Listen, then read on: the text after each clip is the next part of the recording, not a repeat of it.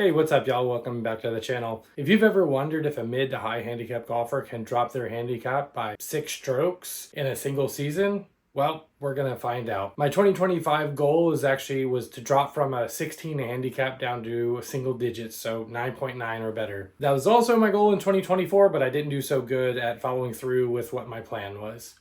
So far in 2025, I've already dropped almost 3 strokes. I've dropped down from a 16.2 to a 13.5, mostly thanks to my last 2 rounds. But before we talk about that, I do want to say thank you so much to everybody who watched our last video.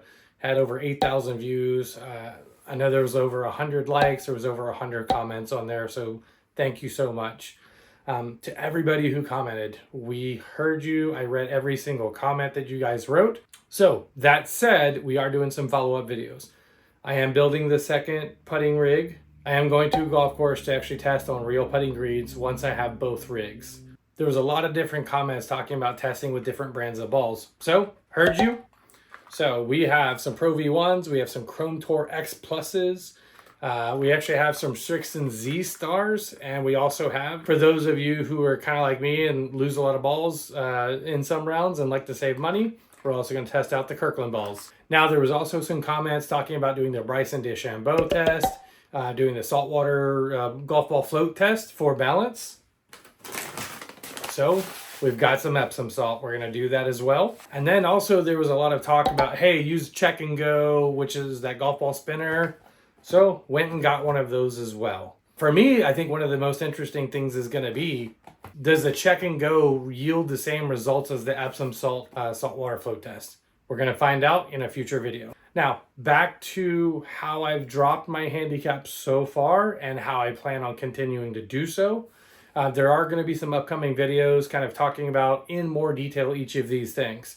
So there's been 4 main things that I've done in terms of helping to drop my handicap. The first one is going to be that I took lessons. I took lessons with Carlos Brown here in the Dallas-Fort Worth area. He's an absolutely amazing golf coach, and just the things that he's helped me understand from an analytical perspective in terms of how my body moves and what I need to do to actually correct bad moves that I'm making on the golf course has just been game changing for me. Back in 2014, when I was taking a lot more lessons with him, I actually dropped my handicap from an 18 all the way down to a 12.5. But then I stopped playing because I got injured, so I wasn't able to play as often, and my handicap, of course, went back up. If you can't practice as much, then you're not going to be as good. The second thing that I did was I got fitted for club. It goes without saying that using the right clubs, the right size grip, the right shaft, makes a massive difference. But we can talk about that more in another video. If you guys do want to hear that or actually see a fitting, let me know in the comments down below. The third thing that I used was using Tempo in Motion. So Tempo in Motion is a tempo training software, and Tempo in Motion is one of the things that actually helped me the most in terms of, you've got 1,000 thoughts running through your mind when you're standing over the ball at the tee box, right? It's am I in the right position? Oh, don't hit it right. Watch out for the water. All of that stuff. When I'm focusing on tempo and motion, the only swing thought I have is my tempo right? That's been such a huge help to actually just focus on that one thing instead of 50 to 100 different things that could pop up in your mind.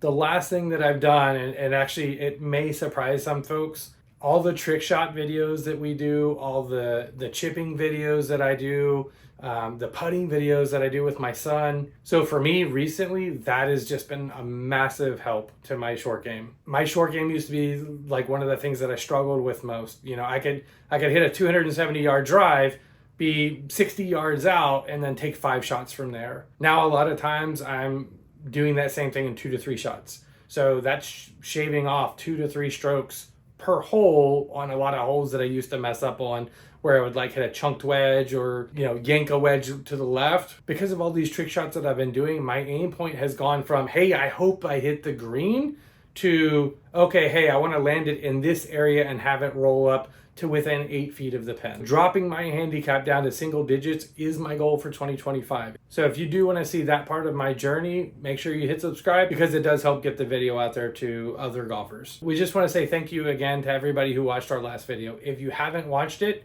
I'm going to put it over here. If there's any other ideas that you would like to see us test, whether it's going up to Back 9 Golf in Plano and actually doing driver versus driver tests to test out like newer driver versus older driver. I've got drivers going all the way back to like I think the 1980s or 1990s that we could test out against newer drivers. If you want to see anything like that, just let us know down in the comments below, and we'll see you guys in the next video. Thank you so much.